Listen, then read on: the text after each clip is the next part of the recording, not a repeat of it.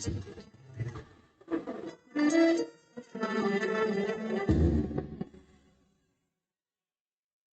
Cultura Científica veio para fortalecer as produções locais. Isso é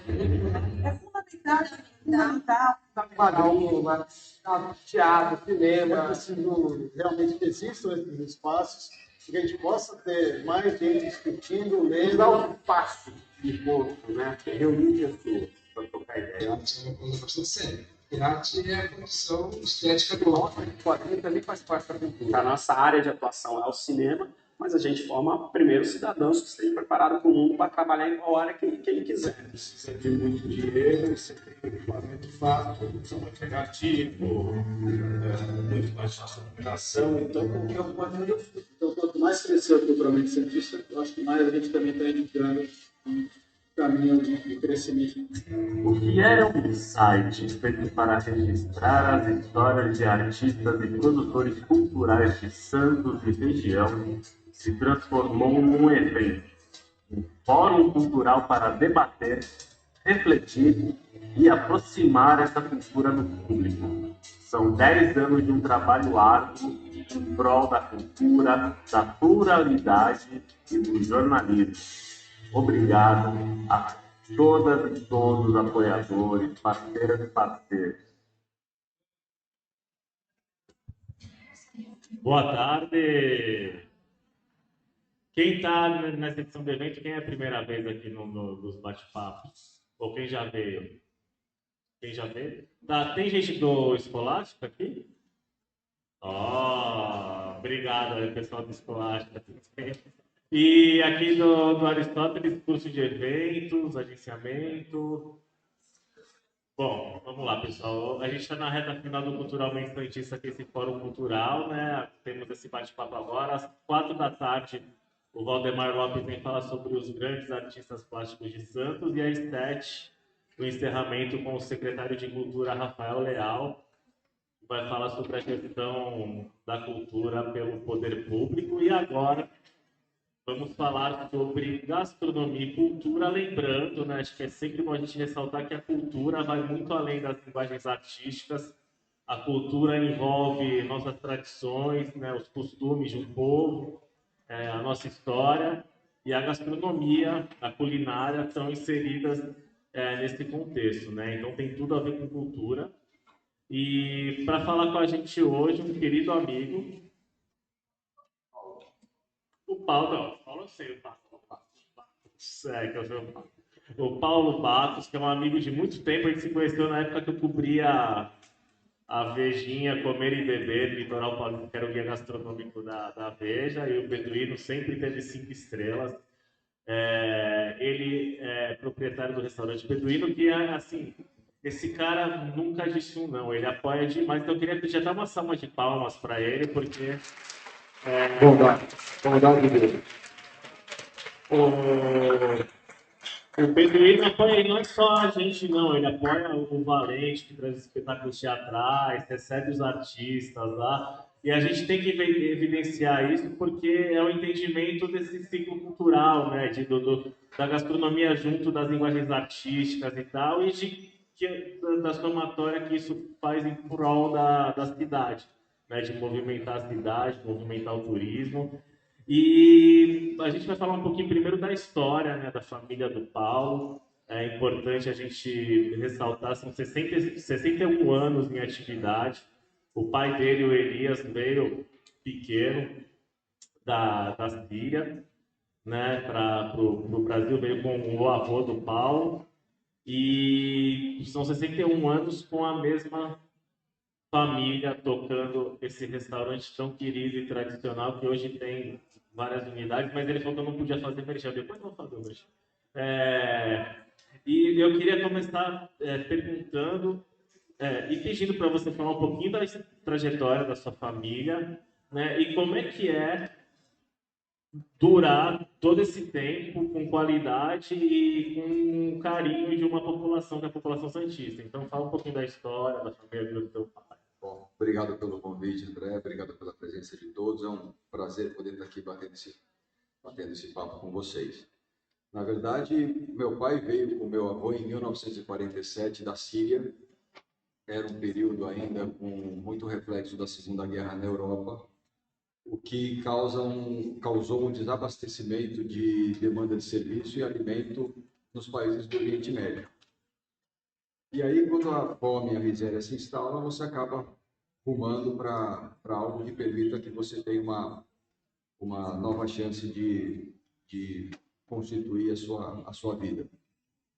Foram 68 dias em porão de navio clandestino, passando pela Europa, alguns outros países, até chegar em Santos, uma família de 6 pessoas, com 2 camas num quarto no fundo do navio. E meu pai tinha 7 anos na época, veio junto com 3 irmãos, meu avô e minha avó, e chegaram em Santos. O primeiro emprego que meu avô teve foi de cozinheiro de uma pensão localizada na rua Carlos Afonseca, onde hoje é uma padaria, em frente ao restaurante de São Paulo. E meu avô trabalhava numa pensão de cozinheiro, e aí foi o começo da história da família envolvendo a culinária, o que é algo típico para o imigrante. Ele procura fazer algo que ele pode oferecer de um emprego imediato, mesmo sem conseguir falar a língua. Então, meu avô passou a ser cozinheiro dessa pensão e meu pai entregava marmita de bicicleta com 7 anos, sem falar o idioma, mas acabaram vencendo. Daí em diante, o meu avô conseguiu comprar essa pensão. Trabalhando nela, surgiu a oportunidade dele comprar. O modo de vida de todo imigrante é ter o trabalho acima de tudo e de qualquer coisa. Então, era um trabalho árduo que permitia que você, com uma família já constituída, começasse do zero e atingisse o seu objetivo. Então, meu avô comprou a pensão e, por aí, eles começaram a passar um pouco desse período mais difícil, de fome, de adaptação, e começar a ter uma vida um pouco menos desconfortável. Em 1960, 59, meu pai despertou nele uma vontade de descolar um pouco da sombra do pai. Como o Jairzinho quis descolar do Jair Rodrigues e como tantos outros filhos de pessoas bem-sucedidas. Tiveram interesse, Luiz Gonzaga, enfim. Meu pai falou: todo lugar onde eu vou, onde me chama, eu sou identificado como o filho do João. Eu não tinha nome, eu era o filho do João. O imigrante que venceu, que conseguiu tocar a pensãozinha dele. E meu pai abriu um restaurante. Provavelmente a maioria, com certeza a maioria aqui não lembra, mas tinha um bar emblemático em Santos, chamado Bebum. Ficava na Presidente Wilson, esquina com a Quintino Bocaiúva. E naquele ponto foi o primeiro restaurante do meu pai, o primeiro beduíno. Daí para frente, ele, graças a Deus, há muito trabalho e dedicação, teve sucesso, e aí é só a história de hoje aí que complementa tudo isso.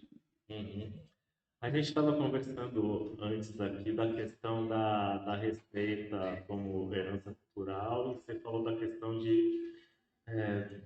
imigrante, enfim, do ser humano, quando vai montar um restaurante, fazer aquilo que vivenciava em casa e tal. Como é que foi para vocês? Conta um pouquinho.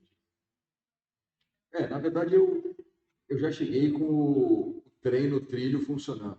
Então, eu já tive aquilo, recebi a receita pronta.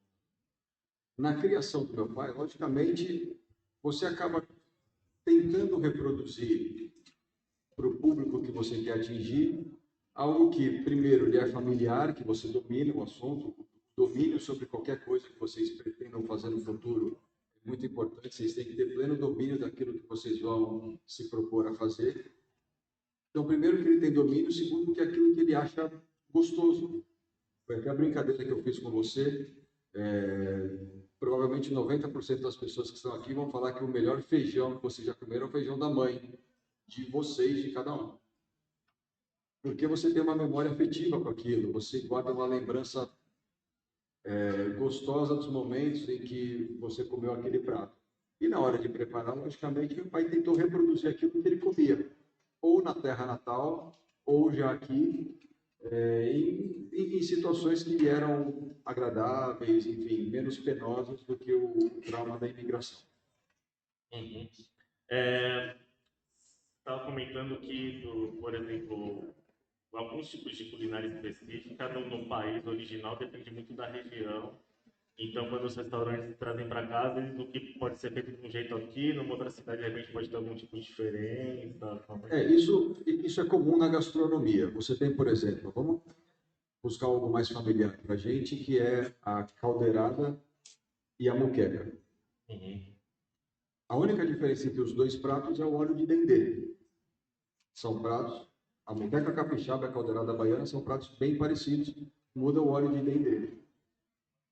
Isso se dá porque, muito antes de você ter uma divisão entre isso é Síria, isso é Líbano, isso é Bahia, isso é Espírito Santo, você teve um povo só, habitando ali, com costumes parecidos, e que usavam os ingredientes que lhes eram oferecidos naquela época pela natureza. O peixe, enfim, aquilo que nascia abundantemente que eles podiam utilizar. Então, não existe, qual é a receita mais correta? Qual é o prato mais certo? É feito dessa forma ou daquela forma? Provavelmente a resposta é, os dois estão corretos. Você pode até escolher qual que você considera mais gostoso para você. Mas as duas formas de preparo, elas são corretas. Elas só obedecem àquela leitura da pessoa que estava preparando, que tem aquilo como o prato tradicional.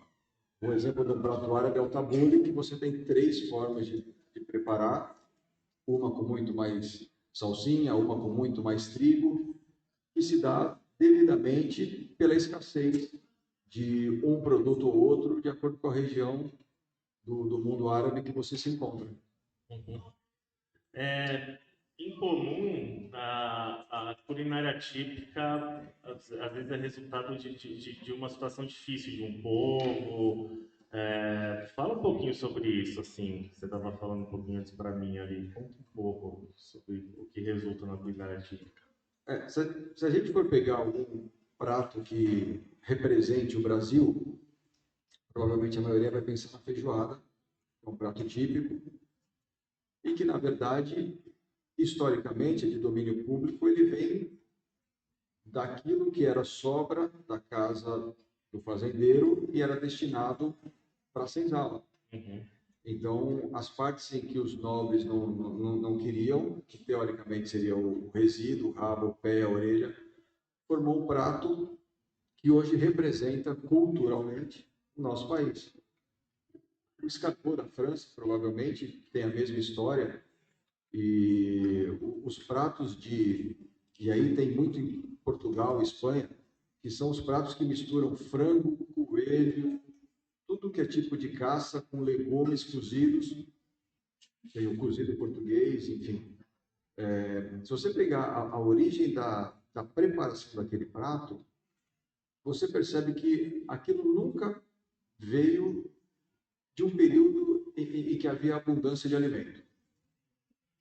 Porque você vê que a constituição dos ingredientes ali representa justamente a falta do produto enquanto um povo, um país, uma região inteira tinha que comer. Então você misturava no mesmo prato o coelho, a ave, o porco, batata cozida, arroz, repolho, cozinhava tudo e servia. Hoje isso é servido em grandes restaurantes da Europa como prato fino, mas avaliando, como você avaliando a feijoada legítima, não a light que é comercializada, mas a feijoada legítima, você vê que ali está o retrato de um período considerável de dificuldade.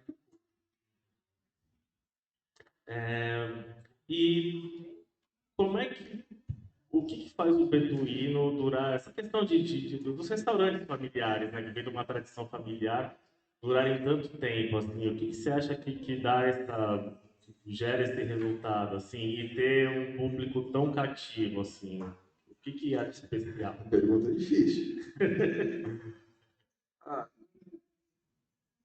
Na verdade, quando você tem um restaurante familiar, vamos partir desse exemplo que você citou, dessa condição de ser um restaurante familiar, muito provavelmente, tanto a primeira geração que concebeu o negócio, quanto a segunda, vem de um amor e de um apego àquilo como a um filho, um irmão mais velho. Como a história do filho do palhaço com a trapezista. Ele não quer sair da bagunça do picadeiro. Montar e desmontar a lona não é incômodo para ele. Viver no trailer não é o problema. Ele ama essa vida e não consegue. Tem até um filme do Selton Mello. Palhaço. Que trata Paulo justamente José, do Paulo José, exatamente, que trata justamente uma história muito bonita. Então, quando você é envolvido nessa condição de amor àquela estrutura, àquela história, àquela marca, àquelas pessoas, você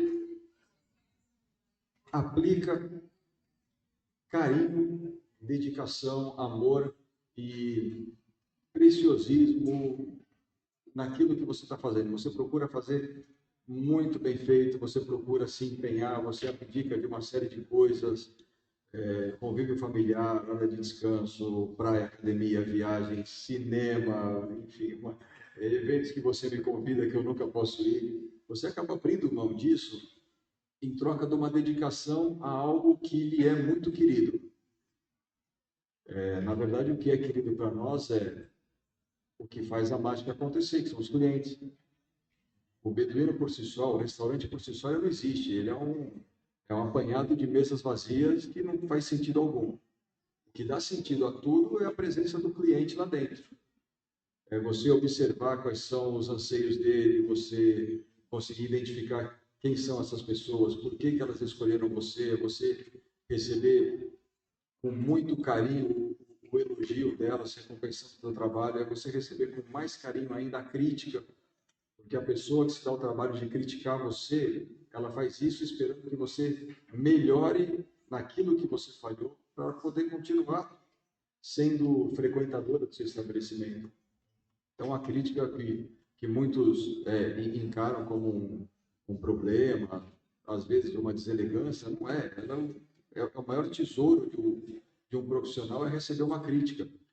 Você está recebendo de quem está pagando para você servir, você está recebendo a opinião dela, falando, melhora nisso aqui. Não sei o que vocês pretendem fazer no futuro, mas encarem a crítica como um grande tesouro. É ela que vai dar um norte para vocês de provavelmente onde vocês estão errando. E aí, quando você tem esse apego, quase que essa paixão cega pelo comércio, você faz com que ele dure. Você faz com que a existência daquilo, a existência daquele restaurante, daquele aviário, daquela livraria, seja algo fundamental para a sua existência. E aí não é planilha, não é dinheiro, aí não é business, aí é 100% sentimento. Não tem faculdade de administração que justifique o que um dono, uma família apaixonada por um negócio faz para manter ele aberto e funcionando. Alguém aqui tem vontade de ter algum negócio na área gastronômica? Ou trabalhar na área gastronômica? Eu recomendo, viu? Recomendo. Eu queria que você falasse um pouquinho do cenário de Santos, do mercado. Eu sei que a gente teve a pandemia, mas eu queria que você desse um contexto mais amplo. Como é que está essa área para quem quer trabalhar no meio gastronômico? E depois falar um pouquinho também da relação do meio gastronômico com a cultura e o turismo. Tá? Vamos lá, uma coisa de cada vez. O cenário pré-pandemia, Santos o litoral em si é uma região muito, muito curiosa. É uma das poucas regiões onde as pessoas elas têm carinho pelo prestador de serviço. É algo que nos grandes centros você não encontra.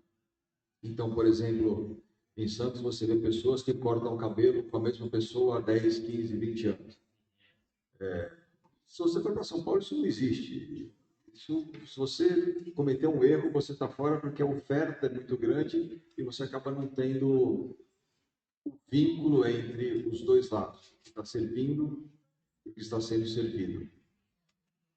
Então, Santos, ela, para nós que já estamos há muito tempo, a gente acaba estando muito vivo na memória das pessoas. A gente já está na terceira geração. Os pais trouxeram os filhos, já estão trazendo os netos e a gente consegue se perpetuar na memória das famílias santistas. Para quem está começando, tem surgido umas oportunidades muito legais. Santos tem revivido, também não é da época da maioria de vocês, mas você provavelmente lembra de uma época de vida noturna muito mais agitada em Santos do que os 10 últimos anos que nós vivemos. E agora a gente está começando a ter também uma oferta de baile, de opções de você curtir a noite muito maior do que na última década. Isso é muito bacana porque você traz junto música ao vivo, você traz junto as histórias de samba e chorinho do Marapé, que até hoje fazem sucesso. Ouro Verde, né? O Ouro Verde nunca, na verdade, sempre se manteve bem ativo, mas já estão surgindo outras opções para resgatar um pouco dessa vida noturna que ficou esquecida. Então, o Santos está com umas oportunidades muito legais assim, no segmento da gastronomia. Desculpa a sua outra pergunta. Eu estava viajando na tua história aqui. A ligação do meio gastronômico com a cultura e o turismo.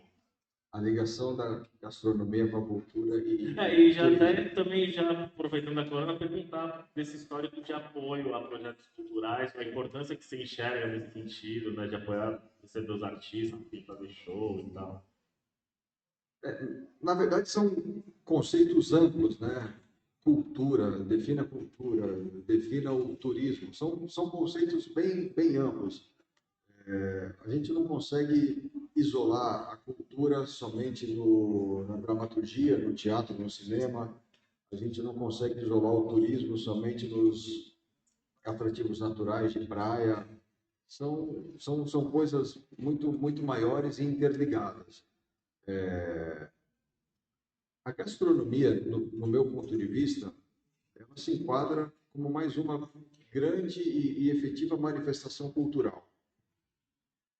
Se a gente pegar as grandes datas comemorativas, por exemplo, São João, a festa tradicional do Brasil, né, mais tradicional na região Nordeste, Centro, agora também São Paulo. Se eu pedir para vocês escreverem no papel 5 itens de São João, provavelmente 3 ou 2 são voltados à gastronomia. Vocês vão falar da comida típica, vão falar da paçoca, vão falar do pé de moleque, vão falar do quentão, do vinho quente, vão falar de algum prato em específico, da música, da dança e da veste. Então, o Dia de Ação de Graça nos Estados Unidos é o dia em que você celebra comendo o peru que você matou. A Páscoa você celebra a mesa. Natal você celebra a mesa. O Réveillon. Todas as grandes manifestações, a culinária está envolvida. Ela ajuda a que aquele conceito de manifestação cultural, ela engrossa isso juntamente com música, com vestes, com dança, enfim. Então a gente não pode excluir a gastronomia desse conceito de o que é a cultura. Se a gente pega um documentário de qualquer país, se você tiver que dirigir ou ser roteirista de um documentário sobre qualquer país, você vai dedicar provavelmente 1/3 dele à gastronomia da região. Você não consegue falar de qualquer país que seja se você não falar efetivamente daquilo que o povo come, porque junto com isso vem a confraternização à mesa, as reuniões familiares, as festas, você não consegue desassociar. Então, a importância da gastronomia para a cultura é a mesma, na minha opinião, do que a veste, a música, a dança e todas essas outras. Você perguntou do apoio da nossa empresa aos eventos culturais. É importante no fomento das atividades culturais, é importante que ocorra ou que tenha a ação de alguns agentes facilitadores. É muito difícil para alguém, em pequena escala, bancar um evento cultural. Sem apoio de um hotel para o artista, de um restaurante, da Secretaria de Cultura, é inviável. Você sabe disso muito melhor do que eu. O que eu busco é, primeiro, atrelar a minha marca a uma atividade cultural que em Santos sempre foi muito tradicional. A gente tem inúmeros artistas fantásticos da região. Eu não vou citar os notórios Paulo Betti, enfim, Noel Maia e inúmeros outros, porque existe uma série de outros aí menos conhecidos que fazem um trabalho fantástico, porque Santos vive muito da cultura. Então, eu preciso, como empresa, buscar a facilitação para que aquele evento ocorra, porque daquele evento vem gente na rua, vem o turismo, vem a possibilidade de fazer com que a cidade pulse de uma forma diferente e não seja uma cidade pacata onde às 8 horas está todo mundo em casa dormindo. Coisa que nós vivemos por algum tempo e você lembra disso, justamente pela ausência de opções. Por que São Paulo é a capital da gastronomia? É só por causa da comida? Não é. É por causa do teatro, por causa do cinema, por causa de inúmeras manifestações que fazem com que as pessoas estejam na rua, vivendo a vida delas, se divertindo, curtindo, e busquem, nesse período, também o restaurante. Pessoal, vamos abrir para as perguntas. Alguém quer fazer pergunta aqui? A primeira é sempre a mais difícil, depois o pessoal se solta, ou alguma das professoras também perguntar. Oi? Aí vem aqui no... Tem? Pode vir aqui no microfone, aqui no cantinho.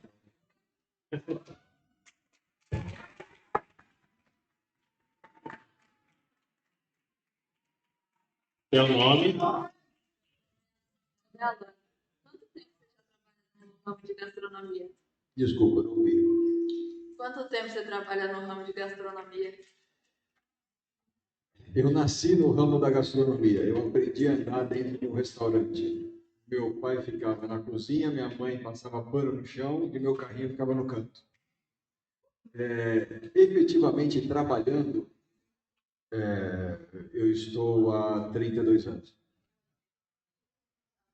Qual a coisa mais difícil de trabalhar nesse ramo para você? Qual é a coisa mais difícil no ramo da gastronomia? A gastronomia, ela é uma atividade que ela tem muito fator humano envolvido. Então, você tem desde o seu fornecedor até a pessoa que prepara, a pessoa que limpa, a pessoa que cobra, a pessoa que serve. E você manter toda essa equipe muito bem alinhada é uma parte difícil. Outra coisa muito difícil é você buscar a padronização daquilo que você serve. Você cozinha? Cozinha. Se eu te der a mesma panela, o mesmo fogão, 7 ovos para você fazer ou na segunda, ou na terça, ou na quarta, ou até domingo, provavelmente você não vai conseguir fazer 2 ou 3 iguais. Porque é difícil. Não é falta de talento seu. É uma atividade muito difícil. Agora, quando você busca um restaurante, vamos dar um exemplo aqui, um McDonald's, que não precisa de propaganda, e pede um Big Mac, você já tem em mente aquilo que você vai comer. Você tem o gosto dele, você tem o tamanho, a textura, a temperatura, os ingredientes, eles já estão na sua mente, você já definiu que era aquilo que você queria comer. Portanto, se ele não tiver o mesmo gosto, você vai se frustrar. Então, essa é uma parte muito difícil, fazer com que nesse relógio de engrenagens, cada uma girando num sentido e num tempo certo, o resultado final seja exatamente igual todos os dias e que ele agrade o teu público. Essa é a parte difícil. Agora, ela é compensada por uma série de outros fatos na gastronomia que fazem com que a gente seja apaixonado por ela. Obrigado pela pergunta. Palmas.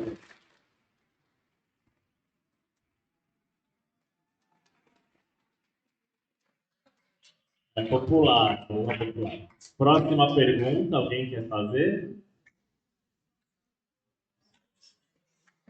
Vai fazer? Pode vir.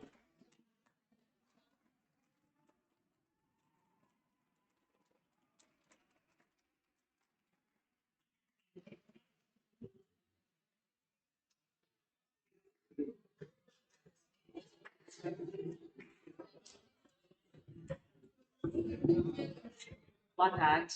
Boa tarde. Meu nome é professora Cátia Antônia, a gente representa o curso técnico em nutrição e dietética do Escolástico Rosa, e é um prazer estar aqui prestigiando a ETEC e os conhecimentos da culinária árabe, que para nós é de muito interesse, né? Além de ser culturalmente aqui tradição da região, alguns representantes da culinária árabe. Eu queria fazer uma pergunta, assim, mais de um olhar um pouco técnico para a gastronomia. Existem os pratos que identificam a especialidade da cozinha árabe. Então, o restaurante, para ser conhecido como representante da culinária árabe, tem que ter esse, vamos dizer assim, esse rol de preparações do seu cardápio. Quando a criação de inovações, há a preocupação de manter esse laço cultural? Poderia, não sei se eu fui clara. Vamos lá. Talvez hoje 40% dos nossos pratos sejam árabes legítimos, os outros 60% não. O que leva a isso? A gente tem que lembrar que a gente está numa região, embora uma região metropolitana, a gente tem uma população fixa de Santos que ela é reduzida, primeiro pelos que trabalham fora, segunda por definição de ticket médio do restaurante. Então, se você pegar na faixa de preço em que alguns restaurantes operam, a população com poder aquisitivo para fazer com que aquele restaurante tenha um fluxo que mantenha ele ativo, ela é diminuída. Lembrando que a gente tem 400 e poucos mil habitantes e mais da metade já está na zona noroeste e dificilmente vem para o lado de cá porque o trabalho é regional, enfim, ou Cubatão. Então, o que acontece é que você tem que adaptar muito do que você serve para agregar novos clientes. Daí veio, talvez, o sashimi na churrascaria. A churrascaria sentiu a necessidade de, em dado momento, ter uma mesa de frios. Depois ela sentiu a necessidade de colocar peixe na mesa de frios, sendo que era uma casa de carne. E hoje você encontra sashimi. E você encontra também na padaria. Isso são formas de você conseguir, dentro da mesma estrutura, com a mesma equipe, abrir o seu leque de atendimento. É permitido que você atraia pessoas que não necessariamente gostem único e exclusivamente da culinária árabe. Vou dar um exemplo meu, que é mais fácil. Hoje eu vendo a minha empresa como um lugar para vegetarianos. Possivelmente, se eu perguntar para o pessoal do seu curso um prato árabe mais legítimo, o quibe cru está no top 5. Talvez ele seja o rei, o astro-rei da culinária árabe, o quibe cru. E como é que então eu anuncio que eu sou um restaurante adequado aos vegetarianos? Porque eu percebi que o hummus, o tabule, a coalhada, o fatuche, a esfirra de verdura, uma série de outros pratos não levam nada de carne. 2. Existia até um passado muito próximo um conceito errado de que vegetariano ou servir um buffet para um vegetariano, você tem que ter cenoura, beterraba, chuchu, berinjela, abobrinha, arroz integral. Não é isso. O vegetariano ele quer sabor, ele quer intensidade, ele não quer só comer legumes, ou cru ou cozido. Eu percebi que dali eu poderia tirar alguma coisa em, opa, ao invés de eu buscar os que querem a comida árabe, vamos buscar os que querem comer fora, vamos buscar também os vegetarianos, eu consigo agregar os veganos, e de repente eu faço com que a mesma equipe, a mesma estrutura, sem fugir muito, logicamente, a paródia do sashimi, não serviu o sashimi, mas é só para exemplificar, eu consigo fazer com que dentro da minha estrutura eu agregue naqueles pratos árabes chaves outros pratos que não são árabes, que consigam compor aquela refeição e eu trazer novos clientes para o restaurante. Essa é uma preocupação importante para quando você monta um comércio, um restaurante. Você tem que se preocupar com o fluxo. A não ser quando você está num estágio de notoriedade e excelência, onde as pessoas vão ao seu restaurante para se sujeitar a comer aquilo que você quer servir, você tem que, no dia seguinte, pagar a conta. Isso é uma verdade absoluta. Então, você procura fazer alguns pratos que casem com aquilo que você está buscando servir. A gente não diversificou tanto assim. Outra coisa muito importante é um desperdício dentro de uma cozinha industrial é algo que a gente tem que pensar e discutir. E é irresponsável qualquer dono de estabelecimento que não olhe no seu começo de dia no pré-preparo, no seu final do dia, e não se incomode com aquilo que ele joga fora. Então, é fundamental, se vocês forem amanhã trabalhar na área da gastronomia, pensa, eu vou fazer uma berinjela, eu perco 30%. O que eu posso fazer com esse prato? Eu não estou falando para você servir o resto, eu estou falando para você ser criativo e fazer a gestão daquilo que tem um perfeito estado de conservação e que você consegue agregar uma outra opção. Então, se você pegar, por exemplo, eu tenho 6 pratos com berinjela. Eu tenho 4 pratos com abobrinha. Um não guarda nenhuma relação com o outro. Um usa a parte estreita da abobrinha e da berinjela, o outro usa a parte larga, para que eu consiga fazer com que eu não jogue no meio de uma discussão da fome mundial, de 14 milhões de desempregados, de pessoas que não conseguem ter o que comer, de uma população de rua cada vez mais crescente, que eu não jogue comida boa no lixo. Que eu consiga otimizar o meu processo. Junto com isso, vem um aproveitamento maior. Não sei se eu fugi muito da sua pergunta, perdão. Olha, você foi além. Desculpa, perdão. Muito obrigada. Perdão, você foi além e acrescentou muito, o além positivamente. Que bom. Eu posso ter experiência que eu passei um período vegetariana e fui no restaurante que fica na Ana Costa e tinham pratos que me atendiam enquanto vegetariana. Que bom. Não é Então, agora a gente identificou todos os pratos vegetarianos têm etiqueta verde, os não vegetarianos vermelha, e os veganos têm etiqueta verde com a sinalização de que também é vegano. E você deu uma ideia ótima para trabalho para TCC, que a gente fala, de conclusão de curso. Cardápio e sustentabilidade. Perfeito. Aí. Olha, muito obrigada. Eu posso aproveitar a sua presença? Tem alguém mais querendo fazer pergunta?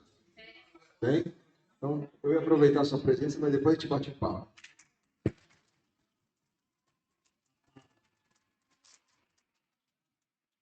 Eu não queria menção, mas meio espontaneamente, sabe? A Paula. Boa tarde. Não é uma pergunta minha, é uma pergunta de uma aluna bem tímida que pediu para fazer para ela. Tá me ouvindo? Agora sim. Ah, tá. Então, eu estou fazendo uma pergunta no nome de uma aluna que é bem tímida, mas queria muito fazer a pergunta, então eu estou fazendo no nome dela, que é Manuela. É Manuela, né?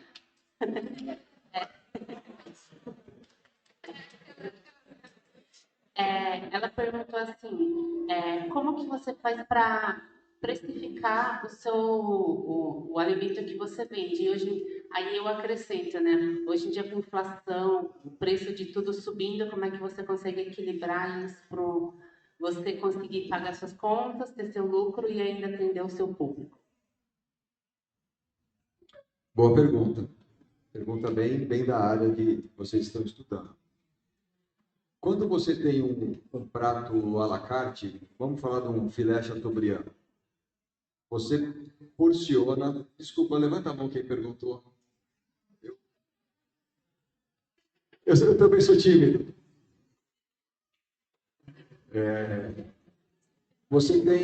Você consegue porcionar. Então, por exemplo, você define que naquele prato de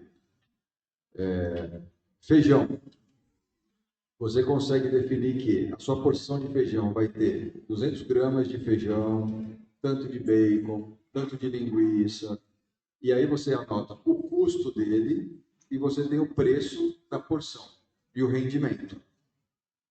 Quando você analisa individualmente, isso é relativamente tranquilo. É como se fosse um laboratório. Você pega o produto, você pega o insumo, pesa, prepara e vê o resultado final. Quando você tem um serviço de buffet ou de vários pratos, por exemplo, eu não consigo identificar na minha operação quanto eu vou vender de cada produto por dia. Eu não sei quanto eu vou vender hoje de arroz, que está no meu buffet, quanto eu vou vender de maionese, quanto eu vou vender de quibe, quanto eu vou vender de charutinho. Quem vai me dizer isso é o cliente no final do dia. Eu vou ter que eu preparei uma quantidade e aquilo sobrou ou faltou.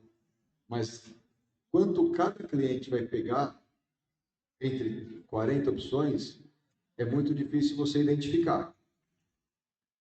Então, o que nós fazemos hoje? Não sei se vocês já estudaram CMV, custo da mercadoria vendida.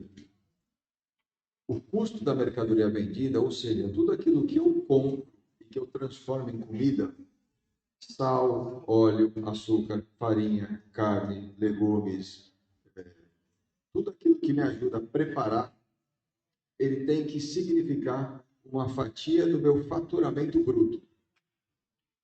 Então, eu vou no açougue e compro carne. Eu vou no verdureiro e compro tomate. Eu vou no supermercado e compro óleo. Monto a minha mesa. O que ela me dá de retorno financeiro, o custo daqueles produtos tem que chegar até 30%. Semana passada, a caixa de tomate que nós pagávamos R$40 bateu 200. Eu não consigo sair aumentando o prato de acordo com cada alta de mercado que tem. Eu não consigo, a carne dispara, eu reajusto. Eu não consigo fazer isso, é uma loucura. Aí a gente tem que voltar, os mais antigos aqui vão lembrar do tempo da inflação em que o cardápio era a letrinha que você fixava e você trocava. Olha, hoje o lanche custava 23, amanhã custa 29, depois de amanhã custa 32, porque você não podia imprimir porque não dava tempo. Hoje nós somamos tudo, eu somo todos os meus custos que envolvem comida e vejo quanto eles me proporcionaram de faturamento. Se ele estiver na faixa de 30%, eu estou adequado. Se ele estiver acima, se eu gastei com o produto 40% do meu faturamento bruto, eu tenho que reajustar o meu preço para que ele opere na faixa de 30%. Tem uma variável aí chamada fluxo de pessoas. Quanto maior o fluxo, mais a minha estrutura está otimizada e eu consigo baratear o preço. Quanto menor o fluxo, mais caro eu tenho que cobrar. Ou seja, se eu tenho um restaurante que me custa 50 mil por mês de operação entre funcionário, aluguel, água, luz, e eu vendo um prato, quanto esse prato tem que custar?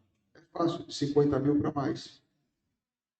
E se eu vender 2 pratos? De 25 mil. Se eu vender 10, 5 mil. O ideal é calcula tudo aquilo de forma mais variável. Calcula tudo aquilo que você transformou em comida. Veja quanto você faturou e faz com que essa conta fique em 30%. É a forma mais fácil que você tem de operar. Tá bom? Senão você perde muito tempo fazendo conta de um prato ou outro. E o principal do restaurante, ele não é o Excel. Ele é super importante para você administrar. Mas não existe nenhuma contabilidade, nenhuma administração, nada que você possa fazer no escritório que se justifique sem você ter uma peça fundamental que é o teu cliente. O teu cliente precisa da tua atenção. Ele é o teu ativo principal, ele é o teu tesouro. Ele que faz com que a mágica aconteça. É por causa do cliente que você um dia vai ter um escritório, que você um dia tenha o cliente. É ele que você tem que preservar. Então, a administração é super importante, você ter os números na cabeça é fundamental, principalmente no start de um negócio. Mas lembre-se para você nunca perder tempo demais analisando o número e esquecer aquela pessoa que está sentada. É nele que você tem que focar. Tá bom? Obrigado pela pergunta.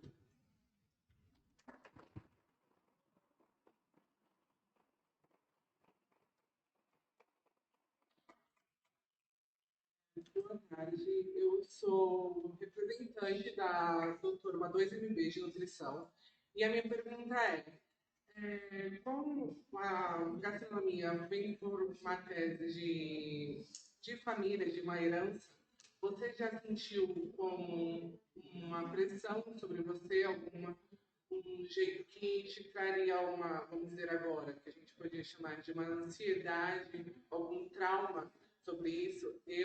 Na minha família, a gente tem uma coisa de herança e, graças a Deus, não tem esse peso, mas eu já ouvi muitas pessoas falando que quando tem alguma coisa muito assim de família, uma coisa que carrega de herança, tem algum peso sobre o antecessor e você acaba se cobrando mais, tendo traumas e até se sentindo invalidado naquele momento, sentindo como se não fizesse parte da família. Na verdade, eu tenho que agradecer aos meus antecessores, os meus antepassados, os que começaram o Beduíno, pelo apoio incondicional que eles dão. Não existe pressão, existe apenas a ideia de que aquela atitude que você quer tomar, aquela mudança que você quer implantar, pense bem se ela é pelo bem maior da empresa. Se for pelo bem maior, se você tiver certo que aquilo vai ser um divisor de águas, a empresa vai crescer, muda o logotipo, muda a marca, muda o prato, muda o esquema, muda qualquer coisa, porque o sentimento de fazer com que a empresa cresça, isso eu estou falando do meu caso, o sentimento da empresa crescer, ele é maior do que qualquer apego à tradição. O que fez com que a empresa que meu pai abriu completasse 61, agora 62 anos? Hoje a gente fala em tradicionalismo. Olha, é um restaurante tradicional em Santos, tem 62 anos. Mas nos 31 que eu me vejo lá dentro, foram inúmeras as mudanças. Tanto de conceito, quanto de prato, quanto de comunicação, forma de atender, forma de servir, modelo, cardápio. Nossa, a gente já mudou 1000 vezes. Então, essa pressão não existe. A pressão maior, no meu caso, ela existe da seguinte forma. Vou pegar algo recente. A pandemia chegou, você fecha o restaurante. Eu nunca tinha fechado meu restaurante. Tirando dia 25 de dezembro, que é Natal, a gente nunca tinha fechado um restaurante em hipótese alguma. A pressão não vem de fora, não vem externa, não vem de um sócio, familiar, parente. A pressão vem de si mesmo, de parar e refletir. O que eu faço agora? Qual a atitude que eu tomo agora como condutor da empresa para fazer com que eu não desperdice 61 anos? Para fazer com que algo que é mundial afete o meu negócio. Ah, mas é o mundo inteiro. Não, mas o vizinho também está fechado. Isso pouco importa a hora que você tem que tomar uma decisão, porque você olha para o seu umbigo, você olha para a sua empresa, você quer que ela permaneça.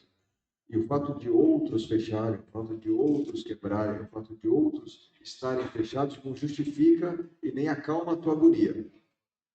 Então, a maior pressão é: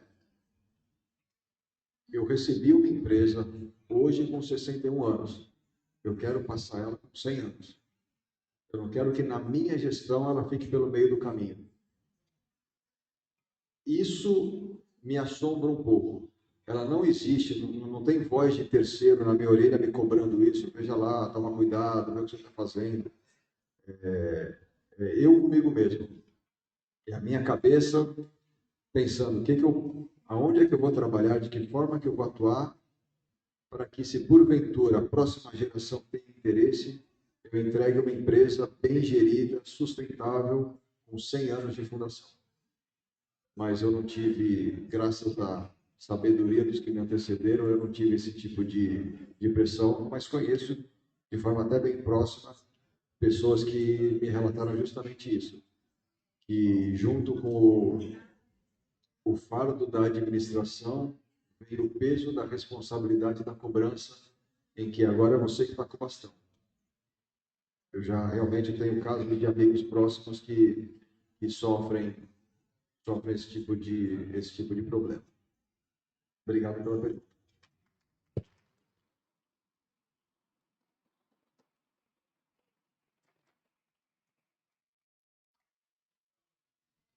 Eu queria perguntar o que você recomenda para quem quer entrar nesse ramo da gastronomia, mas tem medo de não obter um bom retorno financeiro. Se tem algum local acessível para quem quer estudar essa área? A pessoa que ventila a ideia de abrir alguma coisa voltada à gastronomia, ela já parte de um princípio que é: eu considero que eu sei cozinhar.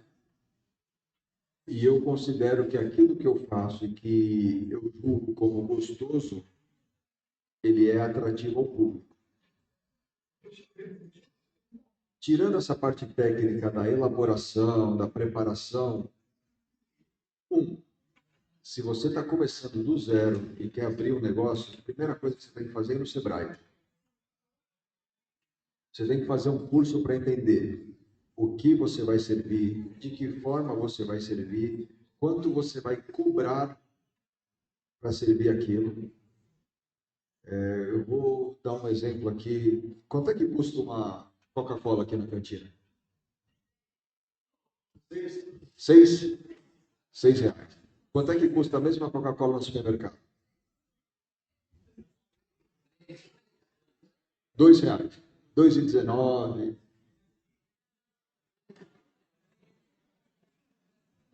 Calma. Não. Vocês não estão sendo explorados.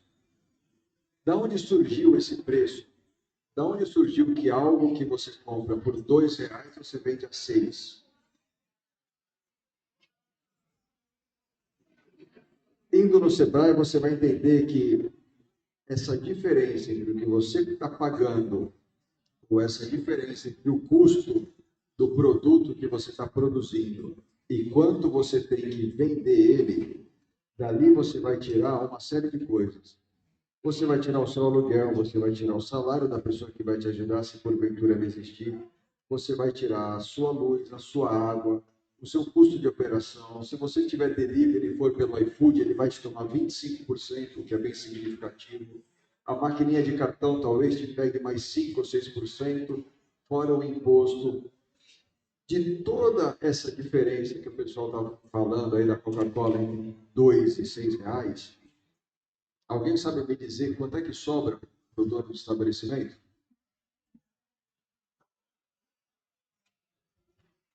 %. Então, da Coca-Cola, que é vendida a 6, se for 8%, vai ficar para o dono do estabelecimento. 54 centavos, se eu estou certo de matemática. Você acha muito ganhar 54 centavos por uma latinha que você foi no supermercado, carregou com a sua gasolina, pôs para gelar na sua geladeira, pagando a luz, contratou uma pessoa para pegar ela e servir, gelada com copo descartável? É muito ganhar 50 centavos pela bebida?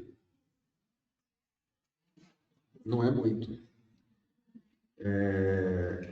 Então, voltando, você tem que ir no Sebrae para entender que algo que você compra por 2, você não pode revender por 3, nem por 3,50, nem por 4. O prato que você prepara, que você já fez a primeira conta inicial, você não pode vender ele por 10, 20, 30% a mais. Senão você vai trocar figurinha e vai perder dinheiro. Tá? Então, primeira coisa, vai no Sebrae e entende o número, entende a matemática por trás do business, entende quanto você tem que cobrar. Segunda coisa, quem é que você quer impactar com o seu produto? Se você faz uma salada de fruta deliciosa e você quer vender, você tem que pensar, eu preciso vender isso em tal local. Não adianta você vender salada de fruta à noite na calçada da praia, porque não é um lugar de demanda. Mas talvez de dia na beira da praia seja. Então você precisa saber, aquele produto que você julga como bacana, para quem você vai oferecer ele. Isso o Sebrae não te ajuda muito. Isso é uma leitura que você tem que ter. Qual é a demanda pelo meu produto? Aonde eu faço com que aquele produto seja bem aceito? Comida é demanda. Não adianta você pensar em comida com baixa demanda. Você tem que pensar em alta demanda. Você tem que pensar em alto fluxo de comida. Abrir ou se sujeitar a vender qualquer coisa para ser baixa quantidade, além de não te dar retorno financeiro nenhum, vai causar um problema. Você não tem frescor. Comida fresca é comida que gira. Se você estiver passando na porta de um restaurante escondido, mesa bagunçada, letreiro caindo e ele tiver fila na porta, pode comer. Entra na fila, porque embora aquele aspecto todo não te atraia, o fato dele ter alta demanda significa que, 1, ele tem um produto que deve ser bom. 2, ele tem um produto fresco que não dá tempo de estragar. Ele nunca vai te dar algo que ficou temperado no dia anterior, que não vendeu e ele está te empurrando agora. Vide a fila que tem na porta dele. Então procure locais que tenham aceitação àquilo que você quer oferecer. Baseado numa estratégia de precificação. Depois daí, é muito esforço, muita dedicação, muita noite sem dormir, enfim. E aí você chega lá. Não é fácil, mas é gratificante.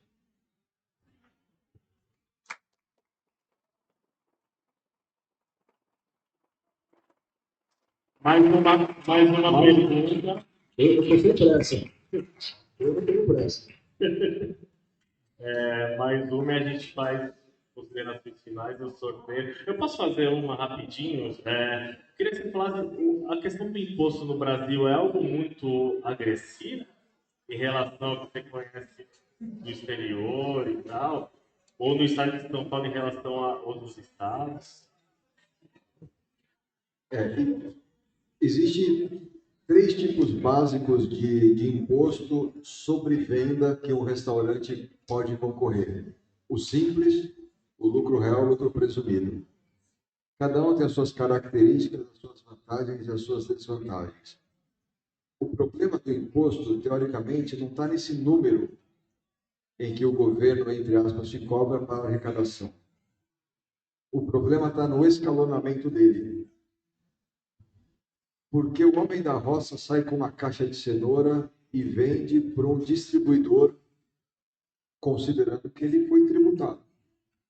O distribuidor vai entregar na mercearia, no CEAGESP ou em algum lugar, tendo que pagar o imposto que ele pagou para o produtor e o imposto que está sendo cobrado dele. Isso, no final, ou chega no restaurante, ou chega no balcão do Pão de Açúcar, onde você vai ter que pagar o imposto de quem distribuiu, de quem produziu, de quem transportou, e o imposto sobre o salário de quem expôs. A incidência de imposto em várias etapas do negócio é que torna a nossa vida um pouco mais cara do que ela poderia ser. O número, quanto é cobrado de imposto sobre o faturamento de um restaurante olhando ali pura e simplesmente, ele não é alto. Ele é bem aceitável. O problema é quanto você paga de imposto por trás disso num copo desse. Que teve imposto de quem vendeu o produto, que teve imposto da Sangoban, que fez o copo, da Nadir Figueiredo, que teve imposto, que aí a transportadora, que veio de outro estado, pagou a diferença do ICMS. Por isso que a gente ouve que de tantos reais da luz, metade é imposto. De tantos reais da gasolina, não sei, 2/3, não sei quanto é imposto. É a incidência do imposto em várias etapas do processo até chegar no produto final que faz com que o produto seja caro. Vamos falar de um estabelecimento de qualquer atividade que venda hoje até R$400 mil por mês. Poxa, um ótimo faturamento. Ele vai pagar de imposto entre 7% do faturamento bruto e 11%. Esse é o imposto sobre do simples.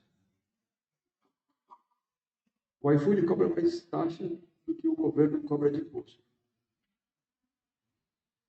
Então, o problema não está efetivamente neste imposto.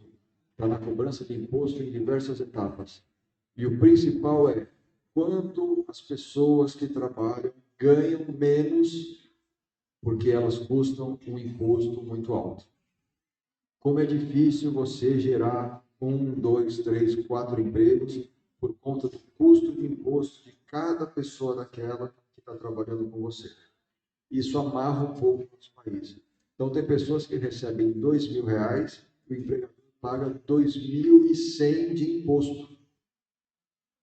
O quão benéfico seria para a economia se, em vez de receber R$2.000, R$2.100 de imposto, essa pessoa recebesse R$4.000?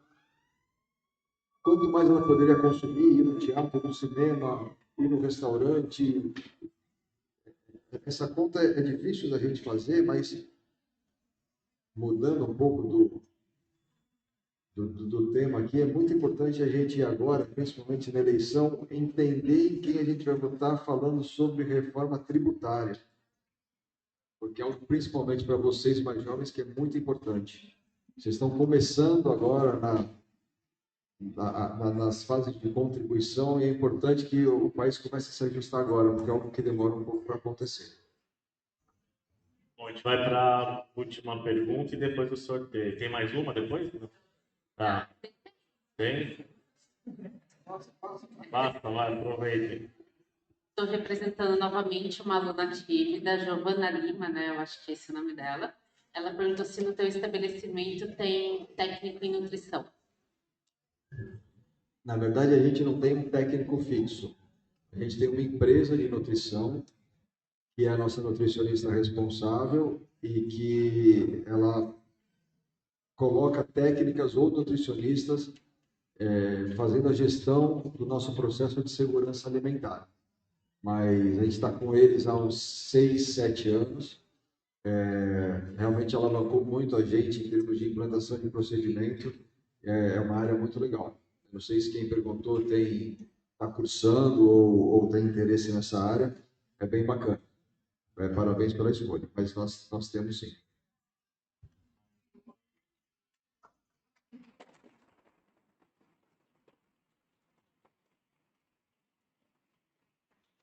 Teve uma moça que veio aqui do meu ladinho falando que queria perguntar, mas eu não estou achando ela.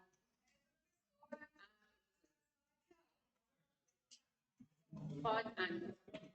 Tem uma outra professora, então, só um minutinho.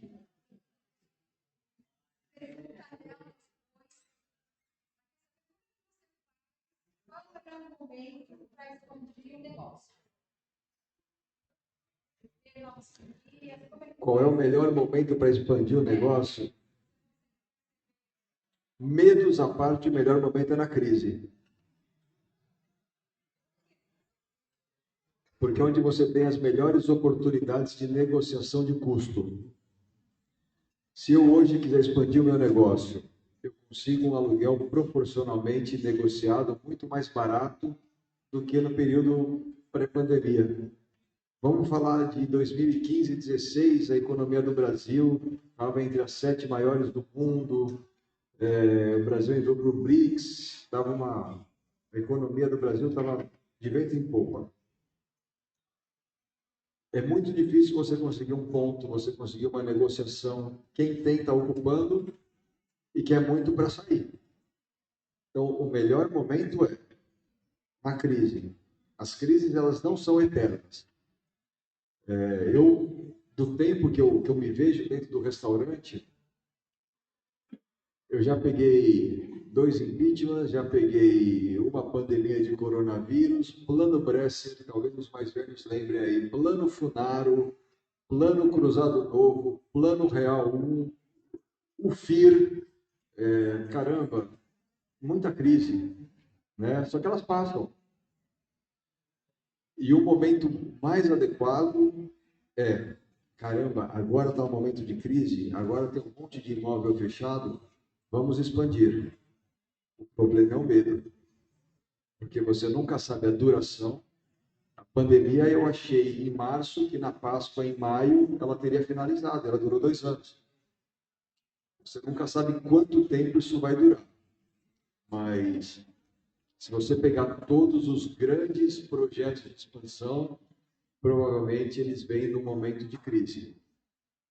E essa realmente é o melhor momento. Você perguntou alguma coisa sobre franquia. Franquia, ela é muito legal. Para quem quer ganhar uma margem menor de dinheiro em troca de investimento, ou seja, eu não sei fazer nada daquilo, mas eu vou comprar uma franquia de uma empresa que vende churros, eu vou ter toda a receita pronta e eu vou receber X% daqueles churros. Proporcionalmente, ele é muito menor do que você poderia ganhar se você fizesse a massa, o doce de leite e a sua receita de churros. Particularmente, eu não gosto de franquias para o meu modelo de negócio. Uma, pelo apego que eu tenho à marca. Se eu vender uma franquia da minha empresa para você, sem sombra de dúvidas, você não vai ter o amor à minha marca, à minha história, perto daquela que eu tenho. Então, na primeira crise de coronavírus, de impeachment, de qualquer coisa, você vai pular fora da canoa. Ou você cria uma marca. Quem conhece aqui o Spoleto? Spoleto não tinha um restaurante. Eles nunca tiveram um restaurante. Foi um grupo de empresários que criou um manual de procedimento para montar uma empresa. E venderam, conceberam, instalaram e vendem. E vende massa. Eles não tinham um restaurante. Aquilo foi um modelo de negócio aberto para ser expandido por modelo de franquia. Nesse caso, ainda acho bacana. Mas em empresas familiares, tradicionais, eu não sou muito a favor. Eu não... Como é que eu posso te dizer? Eu não consigo desassociar o sentimento amor àquilo que eu faço. Ele está acima do lucro. O lucro é algo que permite que eu consiga continuar amando o que eu faço amanhã. Mas ele não é o meu objetivo, de forma alguma. Tinha um médico que até se candidatou a presidente, vocês devem lembrar dele, aquele médico Dr. Ray, cirurgião plástico das estrelas de Las Vegas. Tinha um programa de televisão. Você lembra disso? Lembro. Ele nasceu, ele é de uma família ele foi adotado, ele é de uma família de parelheiros, se não me engano. E ele foi ser entrevistado por um programa de televisão e o entrevistador falou: olha, você se chama Roberto da Silva, Roberto alguma coisa, você possui uma fortuna estimada em 10 milhões de dólares, você possui 5 programas de televisão, 4 casas, 3 lanchas. Conta, qual foi a receita do teu sucesso? De onde veio isso tudo? E a resposta dele foi muito inteligente. Ele me surpreendeu positivamente, porque eu não achei que ele fosse tão inteligente e sensível assim. Ele respondeu o seguinte, ele falou: eu nunca estudei para ser o médico mais rico.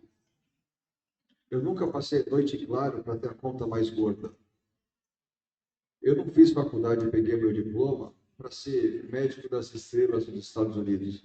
Eu fiz tudo isso pensando em ser o melhor médico que eu poderia ser. Eu fui atrás da minha qualidade profissional. O dinheiro, ele veio atrás de mim. Eu persegui ele por um dia. O dinheiro, ele veio atrás de mim. Então, quando você me pergunta sobre franquia, eu não consigo tirar o vínculo de amor que eu tenho à minha marca, a ponto de vender ela por dinheiro. Entendeu? Obrigado pela pergunta. Bem, queria agradecer mais uma vez o Paulo Marcos, o Beduíno, o cara que apoia a cultura, além de ter um restaurante maravilhoso, é sempre um prazer poder ir lá, levar os artistas. Eu queria agradecer pelo convite e pedir desculpa a vocês por ele contar tanta mentira. E só deixar eu mencionar, tem o Beduíno na Costa, tem Beduíno no Balneário e você fez o Bidu. Na verdade, a nossa loja aberta mais antiga fica na Floriano Peixoto e agora, pós-pandemia, a gente mudou um pouco a cara dela para fugir do árabe e trabalhar com uma linha um pouco mais jovem, de alguns lanches bacanas. E, enfim, estão todos convidados. Instagram do Beduíno, geralmente quem responde sou eu, então qualquer dúvida pode entrar lá e perguntar que a gente mantém contato. Muito obrigado pela presença de todos, obrigado pelas perguntas, foi um prazer para mim. Só lembrando que todos os bate-papos vão ser disponibilizados no canal do YouTube do Culturalmente Santista, então até segunda-feira. Todos os debates que a gente tem feito vão estar na íntegra lá e sigam Culturalmente Santista no Instagram, curtam no Facebook. Agora a gente vai fazer o sorteio, fazer umas perguntas. A primeira pessoa que levantar a mão responde, se tiver certo ganha. Eu vou sortear agora um livro dos 10 anos do Cultura.